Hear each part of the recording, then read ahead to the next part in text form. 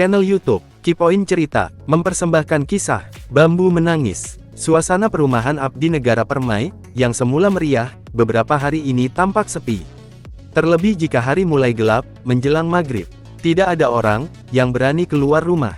Tak ada lagi anak-anak yang biasanya bermain petak umpat di beberapa rumah yang masih kosong. Perumahan ini berlokasi di Desa Bojanegara, Kecamatan Padamara Purbalingga, dan belum lama diresmikan. Sebagian besar rumah sudah ditempati, sementara beberapa rumah masih dibangun, dan rumah kosong yang ditinggal tuannya merantau. Suasana seram muncul setelah ada cerita yang menyebar. Konon di rumah Pak Bambang Blok D8, setiap malam ada suara wanita merintih dan menangis. Suara itu pertama kali didengar Pak Jasmo ketika sedang ronda. Meeting, eyeng, hihihi, eyeng. Pak Untung, Pak Heri, dan Pak Amin yang juga meronda malam itu, mencoba mencari sumber suara. Namun tiba-tiba lenyap, bulu kuduk mereka berdiri. Beberapa menit kemudian, suara memelas yang menakutkan itu terdengar lagi, bersamaan dengar hembusan angin malam. Mereka mencoba menajamkan pendengaran. Nyiing, eyeng, hihihi, eyeng, terdengar lirih, memelas. Mereka meneliti sekeliling rumah Pak Bambang dengan senter. Namun nihil. Sementara itu keluarga Pak Bambang tertidur pulas. Tak terganggu suara rintihan itu. Menjelang pagi suara misterius itu lenyap. Keesokan harinya, isu itu berkembang. Beberapa warga tidak percaya. Malam berikutnya, suara misterius itu tidak terdengar. Namun 2 hari berikutnya, suara tangisan dan rintihan wanita itu terdengar lagi. Bahkan agak keras, bersamaan dengan hembusan angin yang agak kencang. Saat itu baru pukul 23.30. Beberapa tetangga Pak Bambang yang belum tidur, sempat mendengar suara itu. Nyiing, eyeng, hihihi, eyeng. Beramai-ramai mereka mencari sumber suara. Namun tetap misterius. Cerita menakutkan semakin berkembang.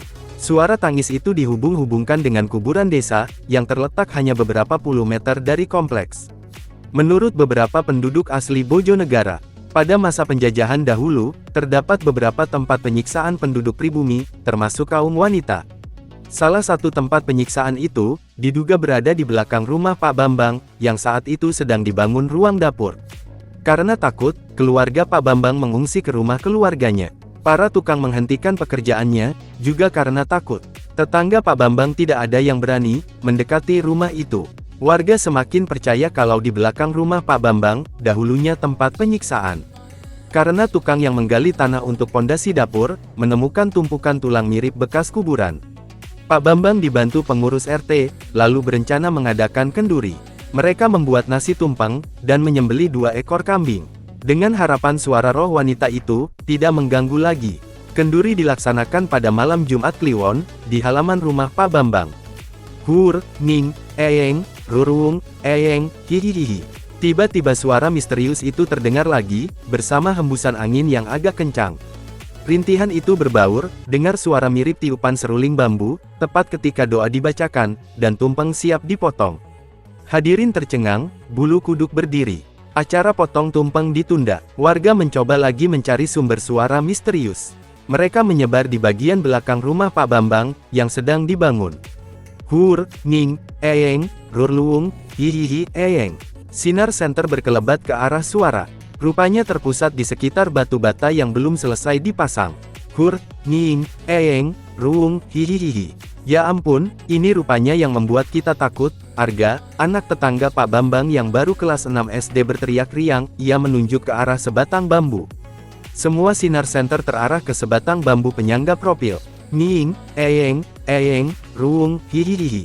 Benar, suara itu bersumber dari sebatang bambu. Setelah diteliti, ternyata itu bambu pugak. Bambu pugak adalah bambu yang ujung tunas batangnya patah, saat masih muda. Setelah tumbuh tua, batangnya cacat, dan kekerasannya tidak sempurna. Batang pugak cenderung berlubang-lubang. Jika angin berhembus, melalui lubang-lubang itu, akan terdengar bunyi rintihan, tangisan, bahkan siulan, karena besar lubang tidak sama. Seperti bunyi seruling bambu yang ditiup, ungkap Pak Puji, guru kesenian yang ikut mencari sumber suara. Untuk meyakinkan, Pak Puji menggunakan kipas angin bertenaga listrik. Hur, nyiing, eyeng, hihihihi, ruruung. Benar, bunyi yang sama terdengar ketika kipas angin berembus ke bambu pugak itu. Warga perumahan itu lega. Misteri suara roh wanita yang merintih terungkap sudah. Menyongsong bulan Juli dan Agustus, angin biasanya berembus kencang. Acara potong tumpeng dilanjutkan. Suasana menjadi meriah, bahkan penuh gelak tawa. Warga perumahan semakin lega, setelah tahu bahwa tumpukan tulang yang ditemukan di belakang rumah Pak Bambang, bukanlah kerangka manusia. Dokter puskesmas memastikan, itu tulang hewan. Suara misterius tak pernah terdengar lagi, setelah bambu pugak diganti. Anak-anak tidak takut lagi keluar rumah, dan berani bermain petak umpet.